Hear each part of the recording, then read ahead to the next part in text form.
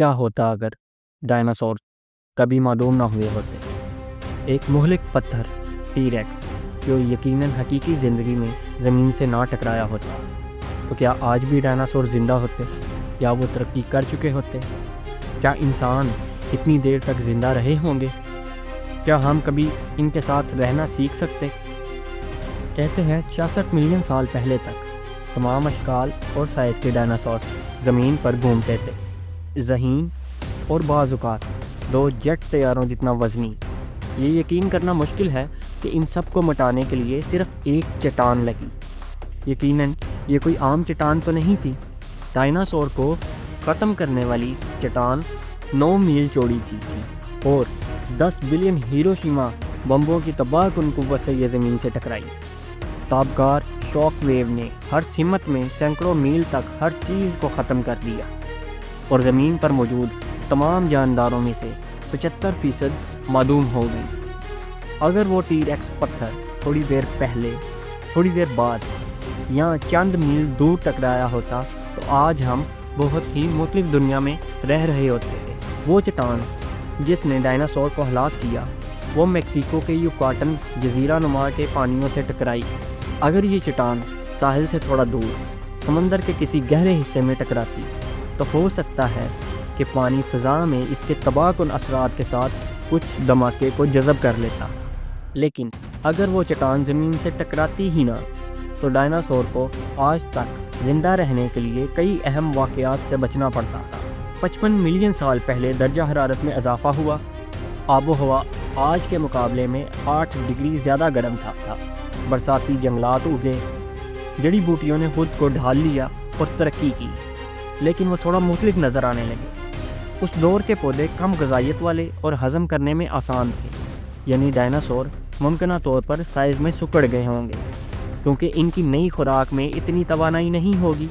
اس کے تقریباً 20 ملین سال بعد جنوبی امریکہ اور انٹارکٹیکا الگ ہو گئے، جس سے دنیا میں ٹھنڈی اور خشک آب و ہوا پیدا ہوئی۔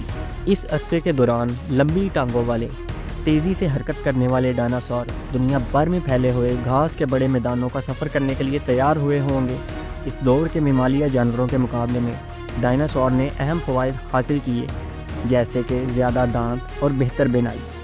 اس بات کو مد نظر رکھتے ہوئے کہ ڈائناسور پہلے ہی اتنے ترقی یافتہ تھے، سائنسدان حیران ہیں کہ کیا ممالیہ جانور بالکل بھی ارتقا پذیر ہوتے اگر ڈائناسور معدوم نہ ہوئے ہوتے۔ اس بات کا امکان ہے کہ آج ہم جن بڑے جانوروں کو جانتے ہیں وہ ڈائناسور کا شکار ہوئے ہوں گے، لیکن یاد رکھیں انسان انہی نعمت اور لمبی دانت والی بلیوں کے ساتھ تیار ہوتے۔ اگرچہ یہ نسلیں 2.6 ملین سال پہلے کے برفانی دور میں زندہ نہیں رہی ہوں گی، کچھ ڈائناسور کے ارتقائی خصلتوں کو دیکھتے ہوئے اس بات کا امکان ہے کہ وہ اب بھی زندہ رہی ہوں گی۔ لیکن ہمارا کیا ہوگا؟ کیا ہم منجمد درجہ حرارت اور بہت بڑے خوفناک حد تک شیطانی شکاریوں کو سنبھال سکتے ہیں؟ وہ کہتے ہیں نا کہ دوڑنا جسم کو گرم رکھتا ہے، لیکن اس سے آپ کا ذائقہ بھی بہتر ہو سکتا ہے۔ ایک متبادل کائنات میں اگر ہم ان درندوں کے ساتھ زندہ رہتے ہیں تو یہ ممکن ہے کہ ہم ایک محفوظ ریزرو پر حقیقی زندگی کا ٹی ریکس دیکھ سکیں جو جراسک پارک سے بالکل برعکس نہیں ہوگا، یا ہو سکتا ہے اس سے بھی بھیانک۔ انسانی آبادی میں اضافہ اور ضرورت سے زیادہ شکار نے بڑے ڈائناسور کو معدومیت کے قریب پہنچا دیا ہوگا۔ آج وہ یقینی طور پر ایک خطرے سے دوچار ہوں گے، لیکن وہ جو لاکھوں سالوں میں سکڑ کر اپنے آپ کو ماحول کے مطابق ڈال چکے وہ ہمارے ساتھ امن میں رہ سکتے ہیں۔ آپ کے خیال میں کبوتر کہاں سے آئے؟ یہ یقین کرنا مشکل ہے کہ پرندے کبھی بائپیلین کے سائز کے ہوتے تھے، لیکن پھر انہوں نے اپنے آپ کو ماحول کے مطابق ایڈجسٹ کیا اور وہ ہمارے ساتھ امن سے رہ رہے ہیں۔